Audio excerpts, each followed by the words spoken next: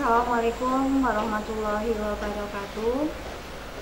Jumpa kembali dengan saya, Ibu Zakia Rahmah Miladia, dalam pembelajaran PKK teori untuk tingkat kelas 11. Saya berharap anak-anakku dalam keadaan sehat dan tentunya masih semangat dalam belajar. Pada pertemuan kali ini, materi produk kreatif dan kewirausahaan akan membahas masih dalam kompetensi dasar menganalisis biaya produksi, sub pokok bahasan analisis pendapatan dan biaya, serta perhitungan payback period. Baiklah, kita mulai. Pada poin yang pertama yang akan kita bahas itu mengenai analisa biaya dan pendapatan. Analisis ini sangat penting bagi sebuah usaha. Kenapa? Karena analisa ini dapat digunakan untuk mempelajari hubungan antara biaya yang telah dikeluarkan dalam satu periode, baik itu biaya tetap maupun biaya variabel. Yang tentunya kalian masih ingat apa itu biaya tetap dan biaya variabel. Silahkan kalian review kembali.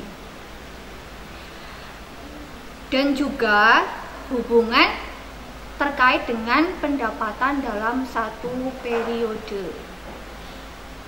Analisa ini selain untuk mempelajari hubungan antara biaya dan pendapatan dalam satu periode, di sini juga bisa digunakan untuk merencanakan keuntungan yang tentunya mendasarkan pada biaya dan pendapatan dalam satu periode.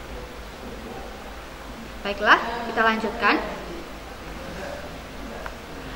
Untuk analisa biaya dan pendapatan, itu kalian bisa menggunakan dua macam atau dua jenis analisa. Analisa yang pertama itu menggunakan analisa break even point atau yang kita kenal dengan istilah BEP. Dalam bahasa Indonesia, kalian familiar dengan istilah titik pulang pokok atau TPP, ataupun bisa dikenal dengan istilah titik impas. Apa itu BEP? Yaitu titik keseimbangan antara jumlah penjualan, atau di sini bisa diartikan dengan pendapatan dengan jumlah biaya yang telah dikeluarkan. Dengan bahasa yang sederhana, melalui analisis ini kita bisa mengetahui kondisi di mana sebuah usaha itu mendapatkan pendapatan yang sesuai dengan biaya yang telah dikeluarkan pada satu periode. Lalu, bagaimana cara menghitung BEP ini?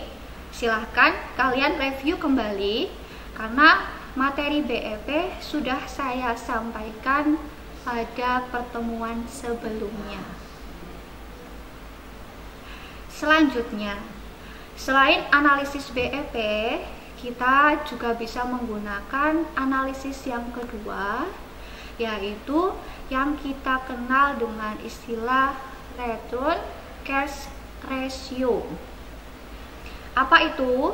Yaitu analisa yang digunakan untuk melihat perbandingan antara jumlah pendapatan atau penerimaan dengan total biaya dalam satu periode.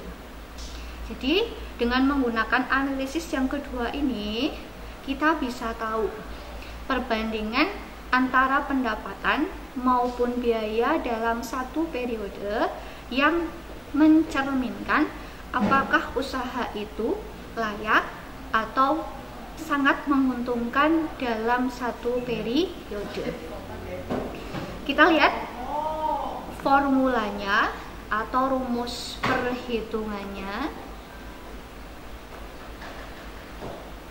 Oke, bisa kalian lihat untuk rumus return cash ratio itu bisa didapatkan dengan cara membandingkan antara jumlah penerimaan atau revenue dibagi dengan jumlah biaya atau cost. Sekali lagi, cara menghitungnya yaitu jumlah penerimaan atau revenue dibagi dengan jumlah biaya atau cost. Dari rasio ini bisa kita lihat ketika rasio itu menghasilkan nilai lebih dari 1, maka bisa dinyatakan bahwa usaha itu menguntungkan. Kita lihat kasus atau contoh perhitungannya. Di sini sebagai contoh yaitu data usaha yang dimiliki oleh PT XYZ.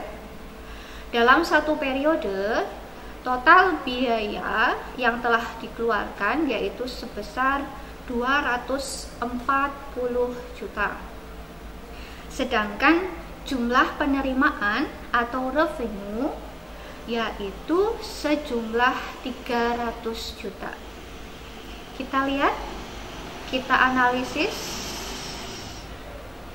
Untuk return cash ratio-nya bisa dilihat total biayanya 240 juta, sedangkan total penerimaannya 300 juta.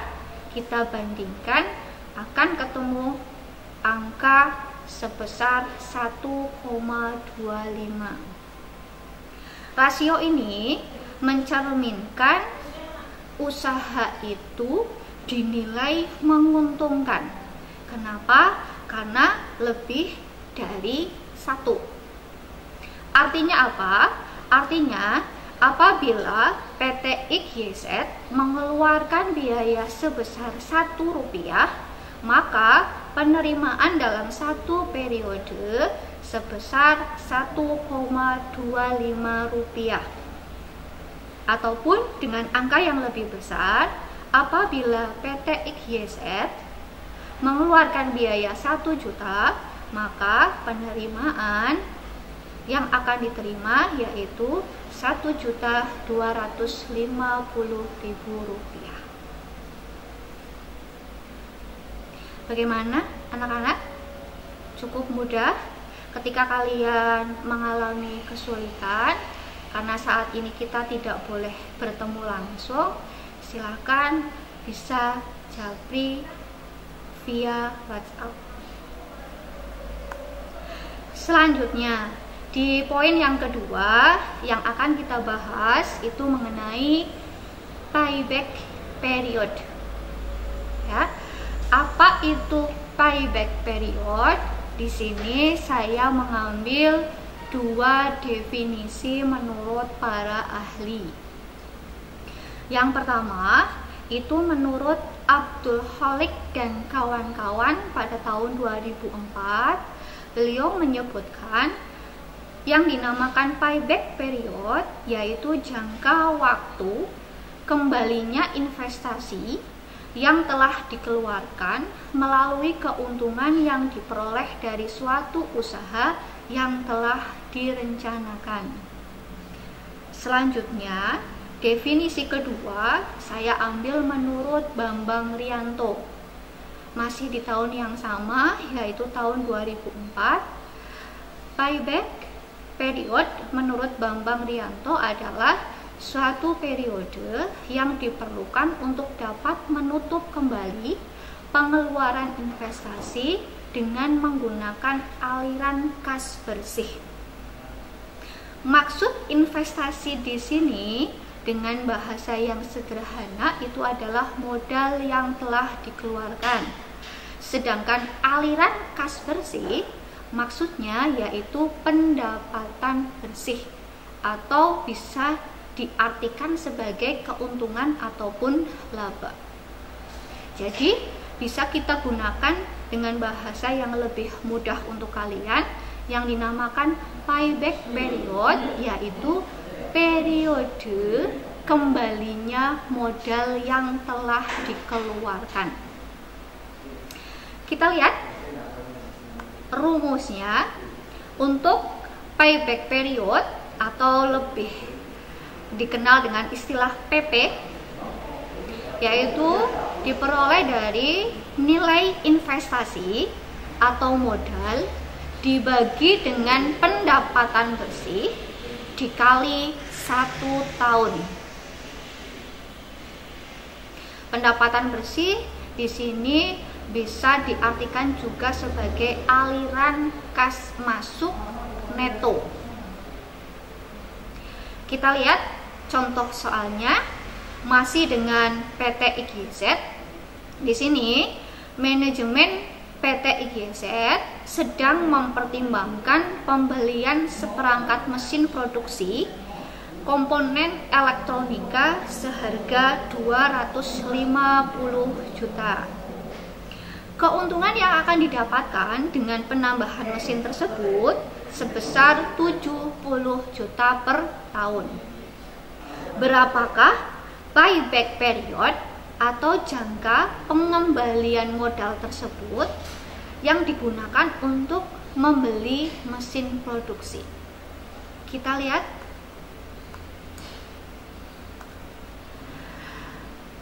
Tadi rumusnya payback period itu diperoleh dari nilai investasi atau jumlah modal dibagi dengan pendapatan bersih dikali 1 tahun. Nilai investasi atau jumlah modal yang dikeluarkan PT IGZ untuk membeli peralatan produksi itu sebesar 250 juta dibagi dengan pendapatan bersih yang didapatkan PT IGZ dalam 1 tahun sebesar 70 juta. Ketemu 3,57. Saya bulatkan 3,6. Oke. Di sini artinya apa? Jadi dalam angka ini mencerminkan bahwa modal yang telah dikeluarkan oleh PT IGZ untuk pembelian seperangkat mesin akan kembali setelah 3,6 bulan. 3 tahun 6 bulan. Oke. Ya. Dari situ sekali lagi apabila masih ada yang merasa kesulitan, silahkan bisa menghubungi saya lewat WhatsApp. Sekian materi untuk pertemuan hari ini. Terima kasih perhatiannya. Selamat belajar dan tetap jaga kesehatan. Semoga apa yang saya sampaikan memberikan manfaat untuk kalian. Terima kasih. Assalamualaikum warahmatullahi wabarakatuh.